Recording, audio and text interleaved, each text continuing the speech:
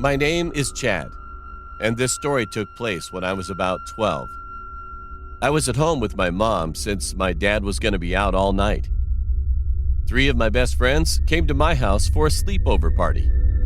We sat in my room playing PlayStation and watching TV. Soon, we noticed it was getting pretty dark outside. Mom ordered pizza for dinner, so when the doorbell rang, we knew that the pizza had arrived. When my mom opened the door, my friends and I were just right next to her because we were pretty hungry at that time. So we waited for her to take her money out and pay for it. The pizza delivery guy seemed like he was in his mid-50s and looked pretty old. While my mother was taking her money out, he looked at us. And all of a sudden, a creepy grin appeared on his face, and his eyes were wide open. It was kind of weird, but we just laughed it off as we didn't think much of it. My mom handed him the money, the pizza guy gave us the pizza, and then left. We took the pizza into my room and watched Netflix while we were eating it. A few hours passed, and my mom came up to our room and said, "It's time for you guys to go to bed. If you need anything, just let me know." My friends brought sleeping bags from their home, so we all got ready to go to bed and lied down. I turned the lights off and went into my bed. We talked to each other for about 45 minutes until it was around 11:45, close to midnight, and we eventually got tired of it. We closed our eyes, not saying a word to one another. Later that night, I heard rustling coming from the backyard. It sounded like someone was walking on a pile of leaves. At first, I thought it was a cat walking around looking for food as they usually do. However, the next thing I heard was a loud thump. It sounded a lot closer and like it was hitting my wall. At that time, we already all got up from our spot and heard it. We were so scared to look outside through the window and check what was going on. And then we saw a hand on the window, lifting it up much higher. We all screamed with fear, and the guy still tried to crawl in. But one of my friends thought much faster. He locked the window, and we all ran out of my room. Then our house security alarm started going off like crazy. My mom, who was sleeping in her bedroom, came out, turned it off, and asked what was going on. We explained what just happened and looked at the cameras, which were set up outside of our house. There was a guy quietly trying to come down a ladder. I realized the thump on the wall we heard was a ladder. Mom quickly got out her phone and called the police. We locked all of the doors and came back to the monitors to look at the cameras. And we saw the man opened our backyard shed and hid in there. In just a few minutes, the police were already arrived. 3 officers went outside searching for the man while we gave information to the other officer. We told him that we saw the man going into the shed out in our backyard. One of the police was holding a gun, and the other 2 were approaching closer to the shed. In the blink of an eye, they had entered the shed, found him in the shed hiding, put him in handcuffs to arrest him. They brought him out front and put him in the back of a police car. That time, lots of people heard the noise, came outside to see what was going on, and surprisingly, the cops found some things like a knife, hammer, and other from his pocket.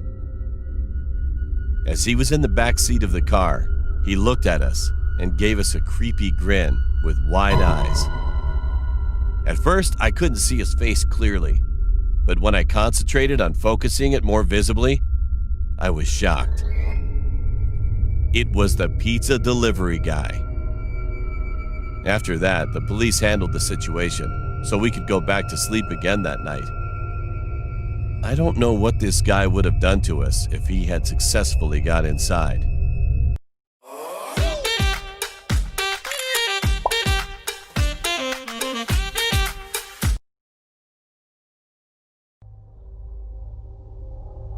Back when I was 21 years old, I was a strategic firearms commander. This meant that I led a team into dangerous situations that oftentimes involves hostages or civilians who carried guns or other deadly weapons. I had a second-in-command firearms commander working beside me. His name was Callum, and he was my best friend. We always hung out outside of work. While on duty, he would always joke around and make us crack a smile, even when we were dealing with pretty distressful stuff. We once had a case where a man had possession of a firearm, and we were assigned to take care of it. Callum seemed particularly eager and jumped out of the van before it even came to a full stop. When the rest of the team reached the scene, the man was already shot. Callum still had the gun in his hand. Soon after, I asked Callum why he was so eager to do it. And then he said he had no specific reason. He was just excited. I believed him because he was my best friend. Later on, when I was looking at the man who was shot, I looked him up on social media and realized that he and Callum added each other on Facebook. Upon further investigation, I realized that there were thousands of messages sent between the two where Callum revealed sensitive information about several operations. I knew that he killed this man on purpose, but I had no way of proving it.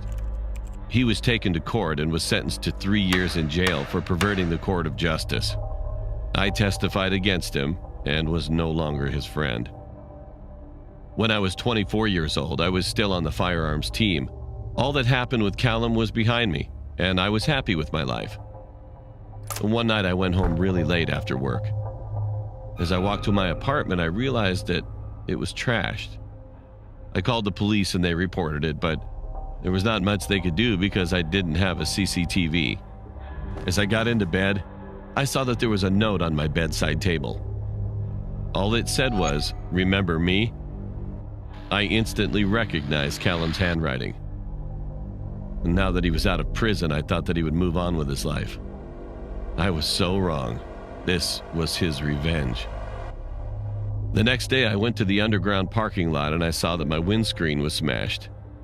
It was clear that he wasn't over me testifying against him.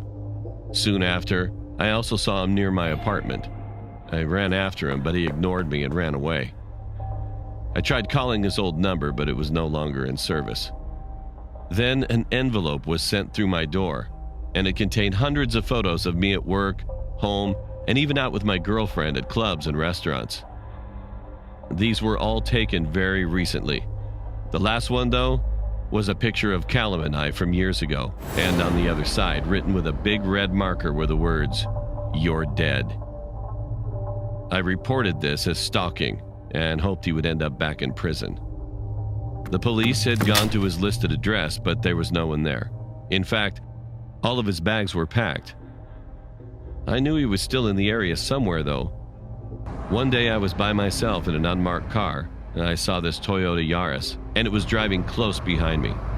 It was my gut instinct to get the plate number checked, and I was going to. But then I got a Priority One announcement on the radio saying there was a crazy man on a bus who had a knife and stabbed someone. I turned on my sirens and blue lights and headed to the accident. As I got on the bus, he was already arrested, and the ambulance was already there as well. As I was about to leave the bus, I heard a loud bang, and a man on the bus fell down. He was shot through the window by a man who was wearing a black hoodie. He immediately ran. I ran out of the bus and went to the boot of my car. I got my MP5 SF out, which was a large rifle with sniper capabilities. I ran after the suspect and radioed in. They gave me an order of critical shot, which meant I could shoot to kill the suspect. He ran through the town center and went to the left. I was worried about public safety as he had a large rifle as well. I realized instead of running after him, I needed to get on a roof and shoot down. I went to this building that had views of the right and left. It took me 5 minutes, and I was worried that he would have run away by now. As I got to the roof, I turned my gun to the sniper level. I used the eyepiece to scan, and I saw a man in a black hoodie running.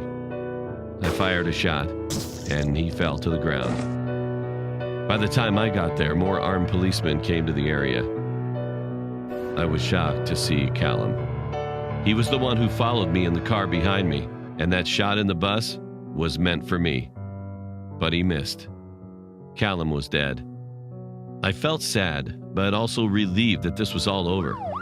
The man shot in the bus survived, and I was promoted for my diligent work. I'm still working in the force.